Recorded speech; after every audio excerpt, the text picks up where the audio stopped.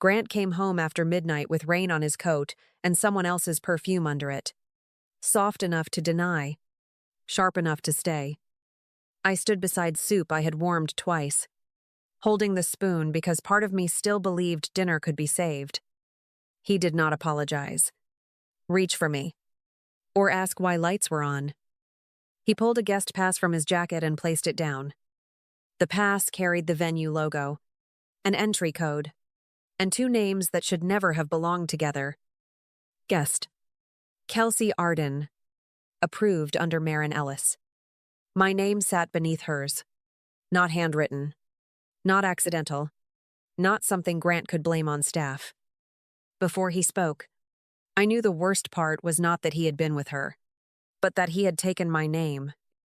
He loosened his collar and watched my face like he had rehearsed this, waiting for tears that would make him feel powerful. I spent the night with Kelsey after the tasting, and I'm not going to keep pretending this is working. I looked at the pass instead of his mouth, because his mouth made damage sound reasonable. Why did your private life need my approval to get through the door? I asked, and his smile disappeared. Grant gave a laugh, the kind men use when they want a woman's question to sound childish. Don't turn this into some professional crisis. Marin. It was one night, and adults don't make a scene every time truth gets uncomfortable. I touched the pass and kept my voice lower than his. If it was one night, you wouldn't have needed my name under hers. That was the first quiet break in him. Not regret. Only irritation that I had found the part he had not meant to discuss. He looked toward the hallway, then back at me, as if the apartment had shifted. I opened the drawer beside the stove, placed the pass next to my tasting notes, and closed it before he could reach for it. Grant thought I had ended the argument, but I kept proof. I did not sleep. But it was not the kind of sleeplessness that begs for mercy. It was quieter, almost clean. The way a kitchen feels after every burner is off, but heat still hangs. Grant had gone to bed believing my silence meant I was swallowing what he gave me. I sat in the small room off the kitchen, the one he called my paper cave, and opened my laptop with the guest pass beside my wrist.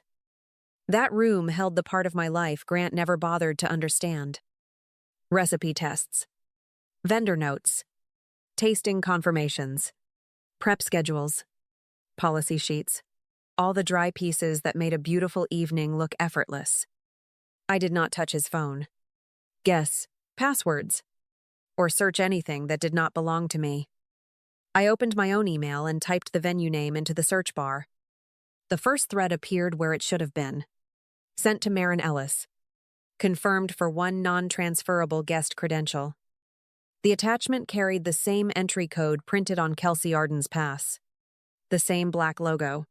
The same quiet insult in cleaner language.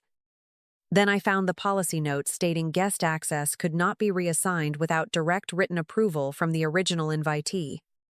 I read that line twice, because it made the truth sound less emotional and more permanent. Below it sat a staff note from earlier that evening, short enough to hurt.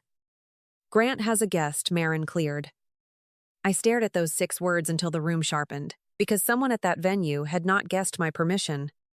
Grant had handed it to them, making my name stand there first, smiling for him like a hostess I had never agreed to be. I opened Nolan Briggs's contact from the venue file and kept the message plain. Can you confirm the entry log and whether my name approved a guest? His reply came 15 minutes later. I'll review it under protocol and document any access issue. I set the phone beside the pass and created a folder called Records. For the first time all night, I did not feel louder inside, only steadier. By morning, Kelsey Arden made sure I did not have to wonder whether she had understood the room she entered. Her message arrived while I was sitting at Willa Hart's kitchen table, the guest pass sealed in a clear folder beside my coffee. There was no apology, no awkward explanation, no lie about being misled by Grant. Just a photo, clean and bright, like she had chosen the angle before she chose the insult. She was standing beside the prep table at the tasting venue, one hand around a stemless glass, her body turned just enough to show the laminated pass clipped near her waist. Behind her were the tasting trays I had tested all week, covered in plastic wrap, with my handwritten flavor notes taped to the edge. The caption read, "Some rooms open when you know who to walk in with."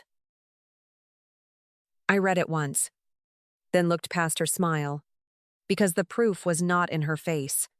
It was in where she was standing. A woman who wandered into the wrong room would not photograph the prep table like a trophy. A woman who did not know my name mattered would not send the picture to my phone before breakfast. Kelsey knew Grant was married, knew the pass carried my approval, and knew that room was not for guests looking pretty near food. She was not trying to replace me at home. She was trying to borrow my credibility long enough to sell herself somewhere better. Willa leaned over the table, saw the photo, and did not waste time hating Kelsey out loud. "Do you have the log? The policy? And the pass?" she asked, already reaching for a pen. I nodded, and the simple motion steadied me more than any comfort could have done. "Then you are not making this dramatic," Willa murmured. "You are making it accurate." I forwarded the photo to Nolan Briggs with the guest pass code and kept the message plain. "My name is attached to this access, and I need the prep area entry documented." I did not add what Kelsey meant, what Grant had said, or how humiliation felt when it arrived before coffee. The picture had already done enough talking. Brenna Cole's office was not warm in the way people decorate places where bad marriages become paperwork. There were no candles, framed quotes, or tissues waiting to tell me what shape my pain should take. She opened my folder and laid the guest pass. Kelsey's photo, Nolan's reply, the venue policy, and Grant's messages across her desk. I had not cried yet, and Brenna did not seem to need that from me. She read the pass first, then the line showing Kelsey Arden approved under Marin Ellis. Her eyes moved to the prep table photo, where my tasting notes sat behind Kelsey's glass, like a witness nobody meant to invite. "This is not just adultery," Brenna said, her voice flat enough to feel safe. "Oregon will not punish him for cheating, but using your access gives us something practical to manage." That word practical steadied me more than comfort would have. Brenna asked whose names were on the lease, what belonged only to me, whether Grant could reach my work email, and whether I wanted contact moved through her office. I answered with the folder open between us, because every paper on that desk had already said part of it. "Do not answer anything that makes you defend your reality," she added, sliding Grant's message into the stack. I asked if leaving the apartment would make me look reckless, and Brenna looked at the pass before she looked at me. Leaving a place used to force a reaction is not reckless when it is documented cleanly. I nodded, not because I felt brave, but because the sentence gave my fear a legal edge instead of a private one. For the first time since Grant came home, the room did not ask me to perform hurt before it believed me. Before I left, Brenna drafted the notice that changed every conversation after that. Necessary contact about separation, property, or access would go through her office. Grant could still talk, but he would no longer corner me with midnight explanations and call it honesty. When the email went out, I felt no victory, only the relief of a door learning how to lock. The apartment was still bright when I came back, which made everything feel almost insulting. The soup sat in the refrigerator. The dish towel still hung from the oven handle, and Grant's shoes were crooked by the door, like he expected the room to keep forgiving him. I did not tear photographs, throw his clothes into the hallway, or make the kind of noise he could later call unstable. I set Brenna's envelope on the table and started taking back the parts of my life that had never belonged to him. My recipe notebooks went first, then my tasting coat, my laptop, my personal files, and the knife roll I had bought before Grant knew the difference between confidence and charm. I took the cookbooks with my notes in the margins, and the mug Willa gave me after I spent one long night saving a fall issue nobody else had time to fix. Each item felt ordinary until it was in my bag, and then it felt like evidence. Not legal evidence this time, Just proof that I had existed here beyond keeping dinner warm. Grant came in while I was zipping the second bag, and his face changed before his voice did. "What are you doing?" Marin carried irritation first, then worry underneath it. I nodded toward the envelope and kept folding the last towel from my side of the linen shelf. Anything necessary goes through Brenna now. And I'm staying with Willa. He stared at the envelope like paper had personally betrayed him. "You're turning one adult mistake into a scandal because you can't handle honesty," he said. And there it was again. His old trick of dressing disrespect as maturity. I picked up the guest pass folder from the counter and held it between us without raising my voice. If it was honesty, Grant, you wouldn't have needed my name to get Kelsey through the door. His jaw tightened, and for 1 second he looked less angry than exposed. "She didn't know your little policy stuff mattered," he muttered, which told me he was still protecting her by shrinking my work. I slid the folder into my bag and looked at him clearly. "She knew enough to send me a photo from my prep table," I said, then walked out before he could turn my leaving into another conversation I had to survive. Nolan's report arrived 2 mornings later, dry enough to hurt worse than rage. He had matched the entry code, the staff note, and the photo Kelsey sent from the prep table. The message did not call anyone a liar, did not decorate the facts, and did not ask me how I felt. It simply stated that a guest credential tied to Marin Ellis had been used outside its approved purpose. The next paragraph named Grant Wexler as the partner contact who introduced the guest. Kelsey Arden was identified as the person photographed inside a prep area where guests were not permitted without direct approval. Venue access for both of them would be suspended for the rest of the tasting season, pending review. A copy had gone to Grant's company because their partnership team had created the access request. There was a clean satisfaction in that kind of consequence. Not loud, not shiny, not made for anyone's applause. No room had to turn silent. No one had to stand up and announce what Grant did. And I did not have to become the woman begging to be believed. The log had his name. The pass had mine. And the photo had Kelsey standing exactly where she should not have been. That was enough. Willa read the email beside me at her kitchen counter. One hand wrapped around a mug she had forgotten to drink from. "Some people only respect a locked door after they lose the key," she murmured. And I almost smiled because the line landed on the report, not on empty philosophy. 2 pending styling bookings connected to that venue had already been paused for Kelsey. Grant's company had moved him off partner-facing tastings before noon. Not as punishment from me, but as protection for themselves. By afternoon, Brenna forwarded Grant's message without letting it touch me directly.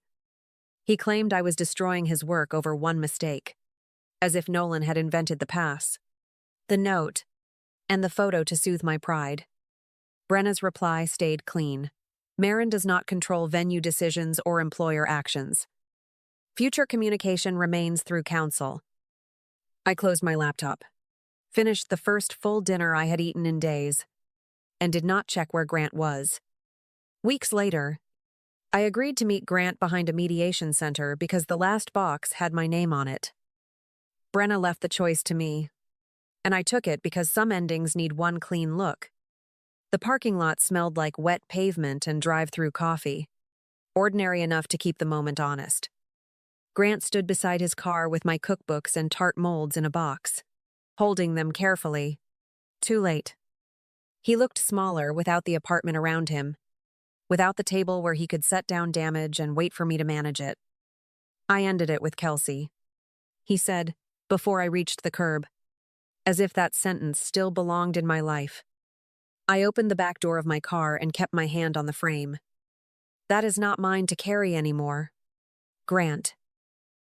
His mouth tightened, then softened into the face he used when he wanted the room to call him misunderstood.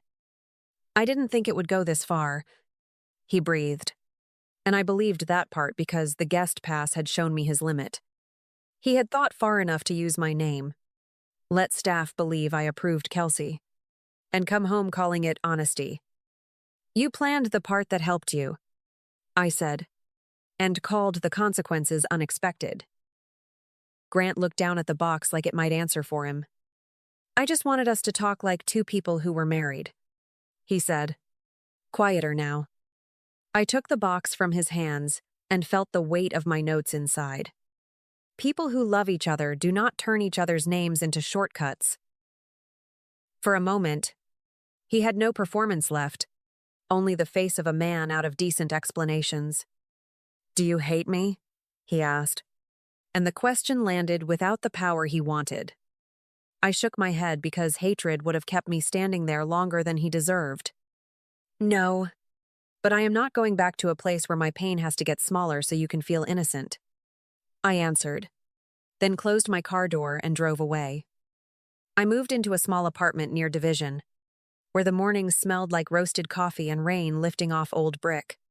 The kitchen was smaller than the one Grant used to walk through, like everything in it would wait for him. I liked it better because every drawer opened for me. Every note on the counter belonged to my own work. And every guest list I approved carried only the names I chose. My first week there, I tested a pear and black pepper tart until the crust held clean. And no part of me wondered where Grant was. The separation closed without fireworks because Brenna kept every term plain, clean, and impossible to romanticize. Grant lost his partner-facing tastings after Nolan's report made him too expensive to trust with access. And Kelsey went back to smaller styling jobs where a pretty caption could not erase a documented violation. Nolan kept the venue steady. Willa kept a spare key on her counter for nights when quiet felt too new. And Brenna made sure every message stayed where it belonged. Nobody had to ruin them. The records simply stopped protecting their version. Months later, Willa hosted a private cookbook night at her bookstore, and I stood near a folding table with my recipe cards spread beside a tray of warm samples. I was not introduced as someone recovering from Grant, and no one asked about Kelsey, like her name still owned part of my evening. I talked about bitterness in citrus peel, how it only works when it has enough sweetness and salt to hold it. Owen Raines, a bread baker with flowers still caught at his cuff, smiled and said, "That sounds like a life rule." And I smiled back without needing it to become a promise. Peace did not arrive like applause. It came in small proofs, a full dinner, a locked door, an email with my name used correctly, a morning where my body did not brace for someone else's mood. I had not become harder. I had become harder to misuse.